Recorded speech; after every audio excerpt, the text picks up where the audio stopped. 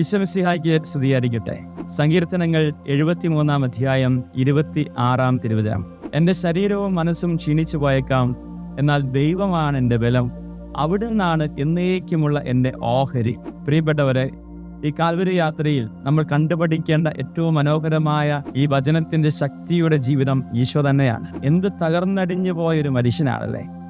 ചാട്ടവാറുകൊണ്ട് തലങ്ങും വിലങ്ങും അടിച്ച് അവന്റെ ശരീരത്തെ കഴുകന്മാർ തിന്നുന്നത് പോലെ പിച്ചു ചീന്തിയെടുത്തപ്പോഴും അവിടുത്തെ ബലം കർത്താവായിരുന്നു. എൻ്റെ ശരീരവും മനസ്സും നശിച്ചു പോയേക്കാം, ക്ഷീണിച്ചു പോയേക്കാം, തകർന്നു പോയേക്കാം, എന്നാൽ ദൈവമാണ് എൻ്റെ ഓഹരി, ബലം. ഈ ഒരു ശക്തിയുടെ വചനം നമുക്കും കരുത്തേകണം. പ്രിയപ്പെട്ടവരെ, നമ്മളിങ്ങനെ തളർന്നു പോയി ജീവിക്കേണ്ടവരല്ല. ഒരു യേശുവിനെ ഭക്ഷിക്കുന്ന ജീവിതമാണ് നമ്മൾ. അത്രമേൽ ശക്തിയുടെ ജീവിതങ്ങളാണ് നമ്മൾ.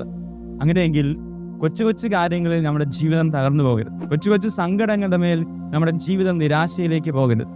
ഈ കാൽവരി യാത്രയിൽ ഈ വചനം നമുക്ക് ശക്തിയാകട്ടെ. എൻ്റെ ശരീരവും മനസ്സും ക്ഷീണിച്ചു പോയേക്കാം, എന്നാൽ കർത്താവാണ് എൻ്റെ ബലം, അവിടുന്നാണ് എന്നേക്കുമുള്ള എൻ്റെ ഓഹരി. ഈ വചനം ആവർത്തിച്ച് പറയുവാനും ഈ ശക്തിയിൽ ജീവിക്കുവാനും ഈ വചനത്തിന്റെ അഭിഷേകം മറ്റുള്ളവർക്ക് പകർന്നു കൊടുക്കുവാനും ഈ ദിവസം നമുക്ക് ഇടയാകട്ടെ. ദൈവം അനുഗ്രഹിക്കട്ടെ.